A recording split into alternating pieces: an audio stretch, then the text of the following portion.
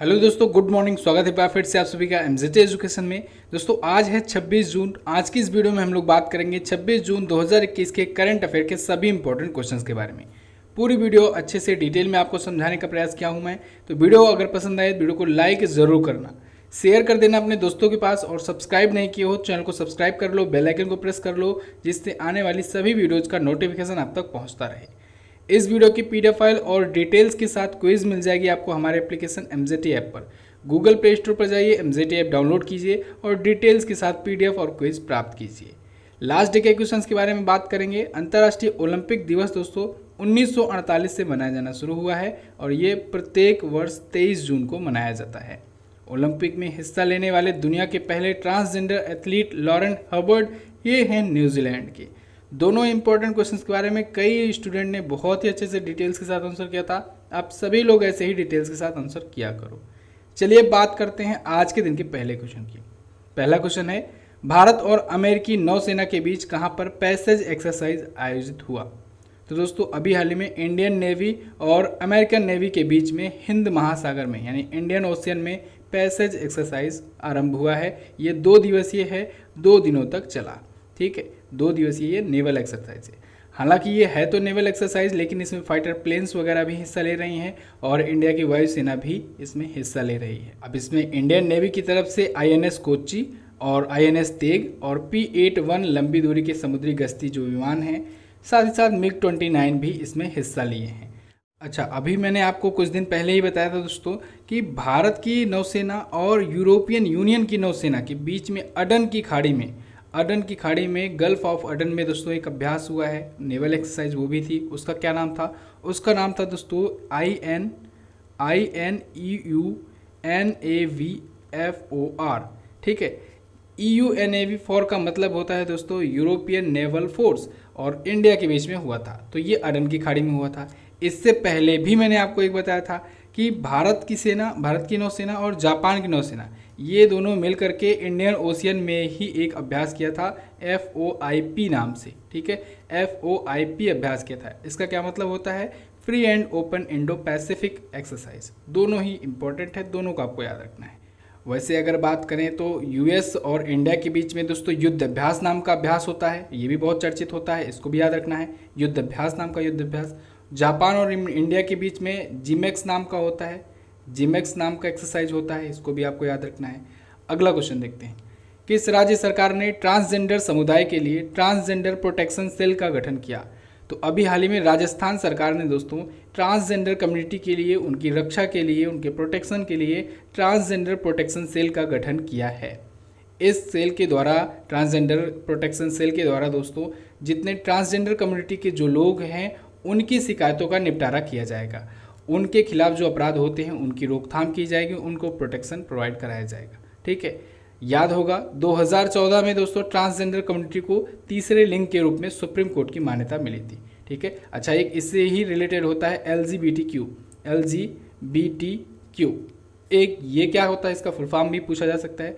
L for होता है lesbian, G for gay, B for bisexual, T for transgender और Q for queer होता है। ठीक है, तो इसका फुल फॉर्म भी पूछा जा सकता है। सुप्रीम कोर्ट ने 2018 में इससे रिलेटेड एक आर्टिकल था, इंडियन कॉन्स्टिट्यूशन से हटाया था, आर्टिकल 377।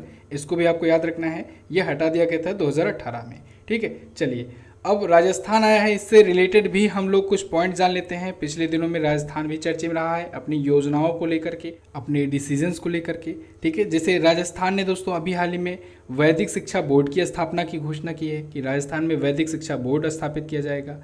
वहाँ के मुख्यमंत्री अशोक गहलोत जी ने अभी हाल ही में मुख्यमंत्री किसान मित्र योजना शुरू की है। ये भी इम्पोर्टेंट योजना है किसान और राजस्थान की, इसको याद रखना है।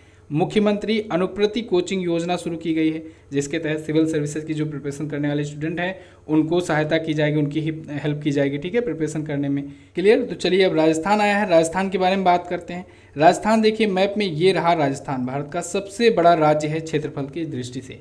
जयपुर यानी पिंक सिटी, इसे पिंक सिटी के नाम से जाना जाता है, ये है इसकी राजधानी। अशोक गहलोत जी कांग्रेस पार्टी से यहाँ के हैं चीफ मिनिस्टर। गवर्नर हैं कलराज मिश्रा जी। राजस्थान में दोस्तों नेशनल पार्क्स की अगर बात करें तो सरिस्का टाइगर विहार, रणथंभौर नेशनल पार्क, केवलादेव घाना पक्षी विहार, ये सभी यहाँ के नेशनल पार्क हैं। यहाँ पर 3 टाइगर रिजर्व था, लेकिन एक टाइगर रिजर्व और अब बढ़ा दिया गया है। अब इसके टोटल 4 टाइगर रिजर्व हो गए हैं, इसकी मंजूरी मिल गई है। अभी हम लोग आज ही के दिन की वीडियो में इस पर देखेंगे, चर्चे में डिटेल में देखेंगे, ठीक है। अभी तक जो 3 टाइगर रिजर्व थे वो कौन कौन से थे? Sariska tiger Bihar, Ranthambore tiger reserve और मुकुंदरा हिल्स टाइगर रिजर्व। अब एक और बढ़ गया है रामगढ़ विषधारी अभ्यारण्य, अभी हम लोग आगे बात करेंगे इसके बारे में। राजस्थान से झीलों को मैंने आपको याद कराया था। राजस्थान में राज है तो राज से आप लोग राजसमंद याद रखिएगा। राजस्थान की राजधानी जयपुर है, जयपुर में जय ले लीजिए, जयसमंद याद कर लीजिए। तो राजसमंद और जयसमंद 2 झीलें हो गई। यहाँ पर पुष्कर मेला लगता है दोस्तों, क्योंकि पुष्कर मंदिर है और पुष्कर मंदिर दुनिया का इकलौता ब्रह्मा मंदिर है। ये पुष्कर राजस्थान में है, तो वहीं पर पुष्कर झील है, तो आप लोग पुष्कर झील याद कर सकते हैं, ठीक है। सांभर झील दोस्तों ये राजस्थान में है, इसको तो याद रखिएगा। सांभर झील ये खारे पानी की झील है, ठीक है। सबसे खारा पानी सांभर झील का होता है, तो ये सांभर झील हुआ।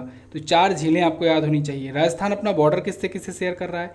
राजस्थान अपना बॉर्डर दोस्तों ये पंजाब से शेयर कर रहा है, हरियाणा से शेयर करता है, यूपी से शेयर करता है, एमपी से शेयर करता है और गुजरात से शेयर करता है। क्लियर बिल्कुल। चलिए, राजस्थान के नागौर जिले में दोस्तों 1959 में राजस्थान के नागौर जिले में सबसे पहली बार पंचायती राज व्यवस्था लाई गई थी।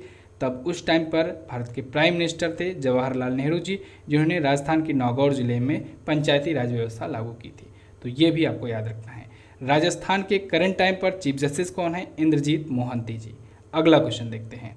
अगला क्वेश्चन है, हाल ही में डीआरडीओ ने कहाँ से निर्भय मिसाइल का सफलतम परीक्षण किया? तो डीआरडीओ यानी defence research and development organisation ने अभी हाल ही में चांदीपुर उड़ीसा के चांदीपुर टेस्ट फायर रेंज से निर्भय मिसाइल का सफलतम परीक्षण किया हुआ है। निर्भय मिसाइल दोस्तों ये एक सबसोनिक क्रूज मिसाइल है। सबसोनिक इसकी स्पीड है, क्रूज इसकी क्षमता है, समझ लीजिए एक प्रकार से। जो क्रूज मिसाइल होती है यानी कि ये छोटी हल्की मिसाइल होती है, और एक होती है बैलिस्टिक मिसाइल। बैलिस्टिक मिसाइल मतलब लंबी दूरी तक मार करने वाली और भारी मिसाइल, ठीक है।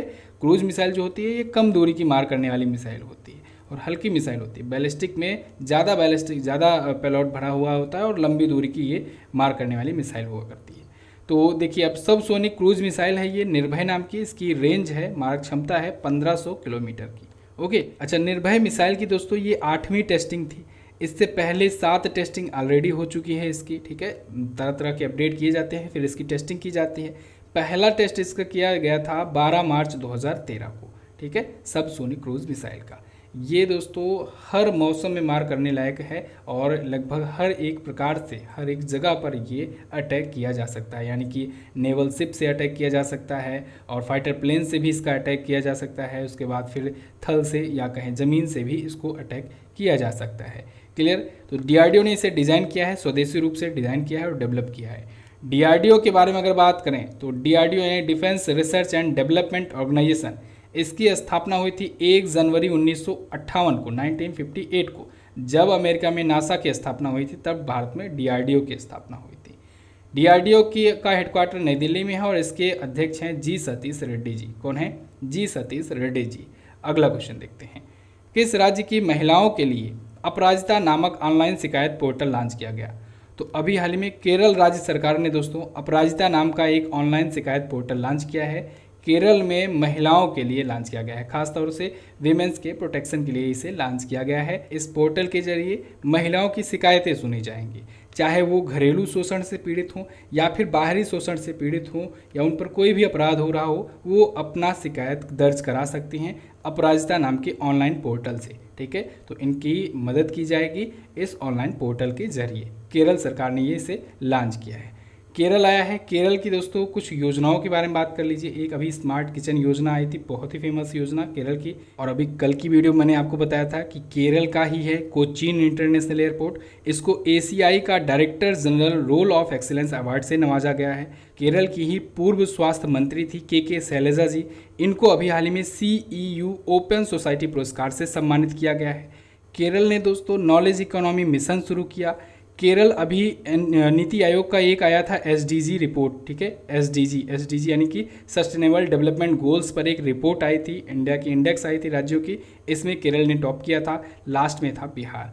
इतने पॉइंट्स आपको केरल से क्लियर होना चाहिए। चलिए, अब केरल के बारे में कल भी हमने बात किया था, तो हम लोग आगे भी देखते हैं अगला क्वेश्चन आज। अगला क्वेश्चन है, किस देश की महिला तैराक केली मैककियान ने बैक स्ट्रोक तैराकी में नया वर्ल्ड रिकॉर्ड बनाया? तो दोस्तों ये ऑस्ट्रेलिया की महिला तैराक हैं केली मैककियान। इन्होंने एक नया वर्ल्ड रिकॉर्ड बना दिया है बैक स्ट्रोक तैराकी में। इनसे पहले का ये रिकॉर्ड जो था वो था 2019 का, ठीक है, 2019 में बना हुआ था। एक अमेरिकन लेडी थी रेगन स्मिथ, उनके नाम था रिकॉर्ड। ये वर्ल्ड रिकॉर्ड था 100 मीटर की बैक स्ट्रोक तैराकी का। उन्होंने 57.57 सेकंड में बनाया था ये वर्ल्ड रिकॉर्ड। अब ये वर्ल्ड रिकॉर्ड टूट चुका है, नया वर्ल्ड रिकॉर्ड हो गया है केली मैककियान के नाम पर, जो कि ऑस्ट्रेलियन तैराक हैं। इन्होंने 57.45 सेकंड में 100 मीटर का बैक स्ट्रोक तैराकी पूरा कर लिया है। अभी ये क्वालिफाई कर चुकी हैं ओलंपिक्स के लिए, ठीक है। ओलंपिक होने ही वाला है, टोक्यो ओलंपिक, ठीक है, आप सबको पता है 23 जुलाई से शुरू होगा और चलेगा 8 अगस्त तक। कौन सा संस्करण होगा? 32वां संस्करण होगा। बेसिक्स याद रखिए दोस्तों, बहुत ज़्यादा इंपॉर्टेंट है, बार बार इसलिए हर एक वीडियो में रिवाइज कराता हूँ। संस्करण याद रखिए, कब से शुरू हो रहा है, कब तक चलेगा, कहाँ पर आयोजित हो रहा है, अगला कहाँ पर होगा, अगला होगा पेरिस में, ठीक है। तो इनको आपको याद ही रखना है। अगला क्वेश्चन देखते हैं। एशिया पैसिफिक रीजन में 5 प्रौद्योगिकी केंद्रों में कौन सा भारतीय शहर शामिल है? तो दोस्तों एशिया पैसिफिक रीजन में टॉप 5 टेक्नोलॉजी हब्स में इंडिया का बेंगलुरु शहर शामिल है। टॉप 5 में बेंगलुरु शामिल है और टॉप 10 में अगर बात किया जाए तो हैदराबाद भी इसमें आ जाता है। बेंगलुरु को दोस्तों तीसरा स्थान मिला है। टॉप 5 सिटीज़ की अगर बात करें तो टॉप पर है बीजिंग, फिर है संघाई, दोनों ही चाइनीज़ है। इसके बाद तीसरे बेंगलुरु है, फिर है शेनझेन और पाँचवें पर है सिंगापुर। तो ये हैं top 5 technology hub Asia Pacific region में। इस रिपोर्ट को जारी किया है कोलियर्स ने और रिपोर्ट का नाम है growth engine of innovation, how Asia Pacific technology hubs are reshaping regional real estate, ठीक है। रिपोर्ट का नाम लंबा है, इस वजह से कभी नहीं पूछा जाना है। ये पूछा जा सकता है कि जारीकर्ता कौन है, ठीक है। टॉप 10 की अगर बात आती है तो भारत का हैदराबाद भी इसी लिस्ट में आ जाता है। अगला क्वेश्चन देखते हैं। अगला है, हाल ही में किसने हब्बा खातून नामक पुस्तक लिखी? तो अभी हाल ही में हब्बा खातून नाम की पुस्तक लिखी है दोस्तों काजल सूरी ने। काजल सूरी जी ने हब्बा खातून नाम की बुक लिखी है और इस बुक को विमोचन किया है इस बुक का अरविंद गौर जी ने। किसने? अरविंद गौर जी ने। ध्यान रखिएगा, लिखा काजल सूरी नहीं है। हब्बा खातून, हब्बा खातून दोस्तों कश्मीर में एक कवि और एक तपस्वी थी, उन्हीं के ऊपर लिखा गया है, जिन्हें नाइटिंगेल ऑफ कश्मीर कहा जाता था, ठीक है। नाइटिंगेल ऑफ कश्मीर हब्बा खातून के ऊपर ये पुस्तक लिखी गई है। हब्बा खातून कश्मीर के जो अंतिम सम्राट थे यूसुफ शाह चक, उनकी वाइफ थी और ये कवि भी थी, एक तपस्वी भी थी। इन्हें द नाइटिंगेल ऑफ कश्मीर के नाम से जाना जाता था। तो उन्हीं की लाइफ पर बेस्ड ये बुक है।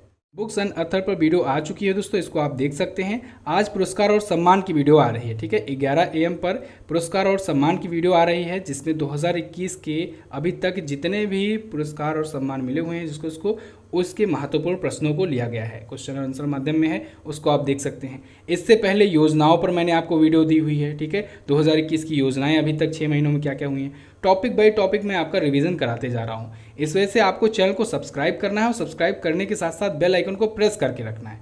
कई बार क्या होता है कि आप लोग सब्सक्राइब किए रहते हो लेकिन करंट अफेयर केवल देखते हो, इंटरेस्ट आपका करंट अफेयर में रहता है, इस वजह से यूट्यूब आपको केवल और केवल करंट अफेयर की वीडियो ही रिकमेंड करता है। तो ऐसे में आपको चाहिए बेल आइकन प्रेस करके ऑल पर क्लिक कर लो, साथ ही साथ जो भी वीडियो आए उस पर आप लोग लाइक ज़रूर क्लिक करो, जिससे यूट्यूब समझ पाए कि हाँ आप ये वीडियो भी पसंद करते हो और आपको वो वीडियो भी रिकमेंड की जाए।